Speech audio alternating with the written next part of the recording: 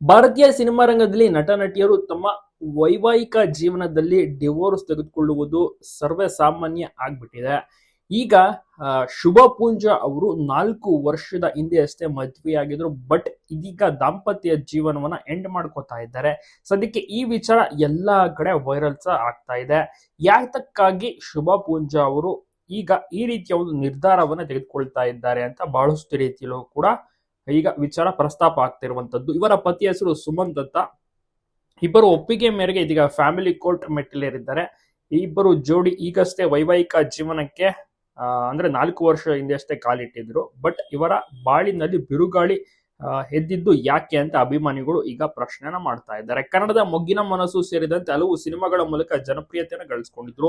ಉದ್ಯಮಿ ಸುಮಂತ್ ಅವರನ್ನ ಪ್ರೀತಿಸಿ 2022ರಲ್ಲಿ ಜನವರಿ ತಿಂಗಳಿನಲ್ಲಿ ವೈವಾಹಿಕ ಜೀವನಕ್ಕೆ ಕಾಲಿಟ್ಟಿದ್ರು. ಮದುವೆಯಾದ ನಂತರ ಈ ಒಂದು ಜೋಡಿ ಸಂತೋಷದಿಂದಲೇ ಜೀವನ ಸಾಗಿಸ್ತಾ ಇದ್ರು. ಹಲವಾರು ಕಡೆ ಕೂಡ ಕಾಣಿಸ್ಕೋತಾ ಇದ್ರು. ಬಟ್ ಇದೀಗ ಈ ಒಂದು ಸುದ್ದಿ ಕೇಳಿ ಅಭಿಮಾನಿಗಳು ಕೂಡ ಆಘಾತಕ್ಕೊಳಗಾಗಿದ್ದಾರೆ.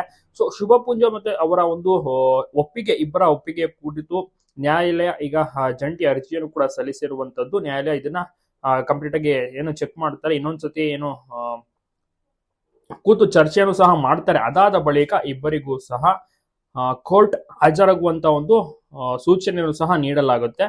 ಜೊತೆಗೆ ಫೋಟೋಗಳನ್ನ ಡಿಲೀಟ್ ಮಾಡಿದ್ದಾರೆ ಶುಭ ಪೂಂಜಾ ಅವರು. ಈ ಒಂದು ವರದಿ ಏನು ಬೆನ್ನಲ್ಲೇ ಈಗ ಎಲ್ಲಾ ಕಡೆ ಫೋಟೋಗಳು ಡಿಲೀಟ್ ಮಾಡಿರುವಂತದ್ದು. ಯಾವುದೇ ರೀತಿ ಫೋಟೋಗಳು ಪತಿಯ ಜೊತೆಗೆ ಇರುವುದು ಯಾವುದೂ ಕೂಡ ಇಲ್ಲ. ಮುಂಚೆ ತುಂಬಾ ಫೋಟೋಗಳನ್ನೆಲ್ಲ ಹಾಕ್ತಾ ಇದ್ರು. ಬಟ್ ಯಾವ ಫೋಟೋ ಕೂಡ ಕಾಣಿಸ್ತಾ ಇಲ್ಲ. ಸದಾ ನಗುಮುಖದಿಂದಲೇ ಇರ್ತಿದ್ರು ಶುಭ ಪೂಂಜಾ ಅವರು. ದಿಢೀರ್ ಈ ಒಂದು ಸುದ್ದಿ ನಿಜವಾಗ್ಲೂ ಅಭಿಮಾನಿಗಳಿಗೂ ಕೂಡ ಬೇಸರ ತರಿಸಿರುವಂತದ್ದು. ಸೊ ಒಟ್ಟಾರೆ ಇದ್ರ ಬಗ್ಗೆ ನೀವೇನಂತೀರಾ? ತಪ್ಪದೇ ನಿಮ್ಮ ಒಂದು ಅನಿಸಿಕೆ ಅಭಿಪ್ರಾಯವನ್ನು ಕಮೆಂಟ್ ಮಾಡಿ. ಆಲ್ಮೋಸ್ಟ್ ಎಲ್ಲಾ ಇವರ ಸ್ನೇಹಿತರಿಗೆ ಇವರ ಅಭಿಮಾನಿಗಳಿಗೂ ಕೂಡ ಬೇಸರ ಇರತ್ತೆ. ಒಂದು ವಿಚಾರ ನಿಜವಾಗ್ಲೂ ಕೂಡ ಆಘಾತಕಾರಿಯ ವಿಚಾರ ಅಂತಾನೆ ಹೇಳ್ಬಹುದು.